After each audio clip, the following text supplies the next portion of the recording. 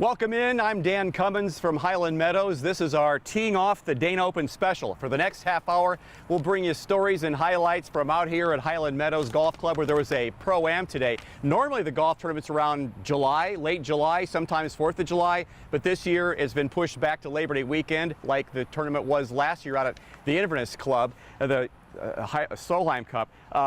Now we have the first round coming up tomorrow from Highland Meadows with tee times bright and early at about 7:30 in the morning. Now, we've got our team set up all over the golf course to help you get ready for this week's coverage of the Dana Open presented by Marathon.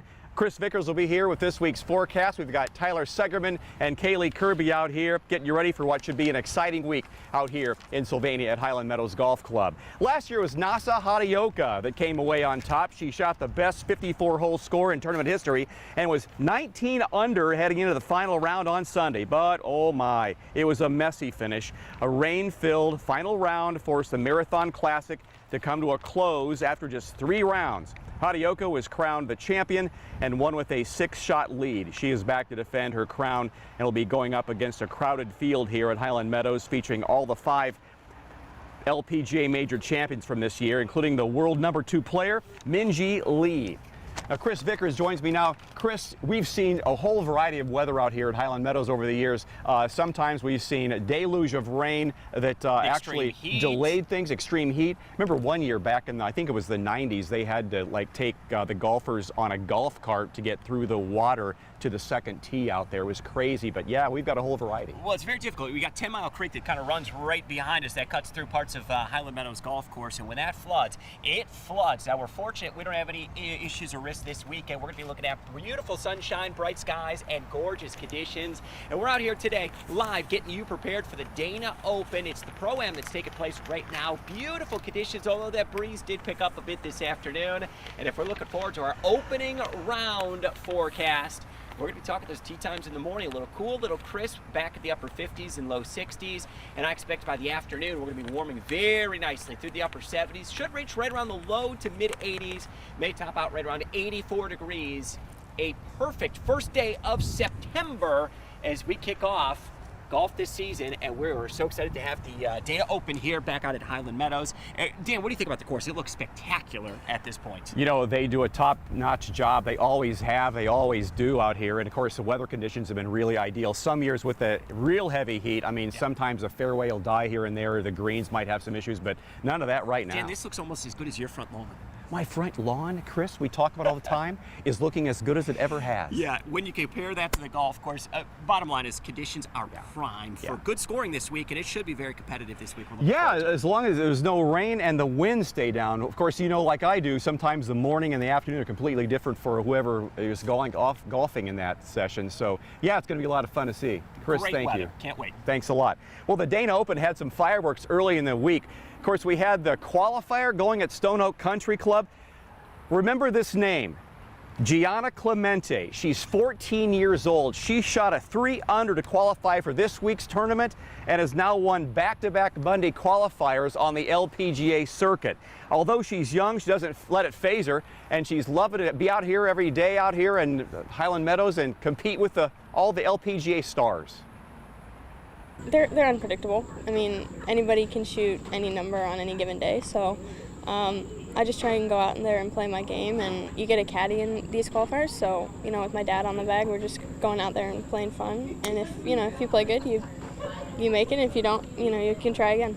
Everybody knows that I'm young, but I don't really think that has an effect on it. You know, if I play good in the Monday qualifiers and I make it, you know, I earn my place, and these are just a bonus. You know, it's fun to go out and play with my dad, and if I make the cut this time, you know, I'll be happy, but if I don't, you know, it's just an amazing experience. It's been a pretty wild summer overall.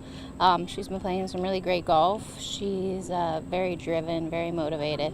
And I wouldn't say it's surprising. This is kind of where she's wanted to be hanging out since she was this big. Maybe a little surprising that it's this early, but any chance she can get out here and play against the best, I'm sure she's going to take it. I have quite the experience with the spotlight. I've always been the youngest one, whether it's junior golf or amateur golf or professional golf. I've always been the youngest, so I have some experience with being the youngest, and it doesn't bother me at all. And I love the spotlight. I've always loved the attention, so this is kind of where I thrive, and this is where I feel most at home. So I think, it's just, again, just going out and playing golf. My school started about 2 weeks ago, and I'm all online. So I have all the classes any normal freshman would, but I just do it all on my computer. And I'm a little bit behind, but that's okay. The last 2 weeks have been kind of crazy. I haven't really had much time. I'm always like staying up late or getting up really early to do it. So I'm trying my best to keep on track, but I'm seeing a little bit of overdue marks on my schoolwork. We're getting there.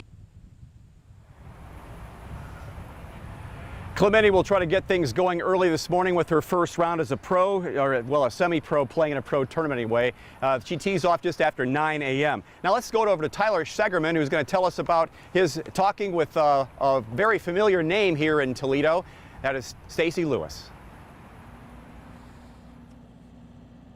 That's right, Dan. From one Ohio player to another, Stacy Lewis making a return to the city where she was born. And Toledo has certainly been great to her in recent years. Back-to-back finishes inside the top 10 the last 2 times she has played this course. Of course, the big news surrounding the 36-year-old is the Solheim Cup. Next year in Spain, Lewis will become the youngest player ever to captain Team USA after making 4 previous appearances. One of the most successful careers in women's golf. The 2-time Player of the Year hopes she can add Dana Open champion to her list of accolades. Now, she does come into this weekend off a bit of a break, yet the Toledo native believes rest, not rust, will once again make her a contender.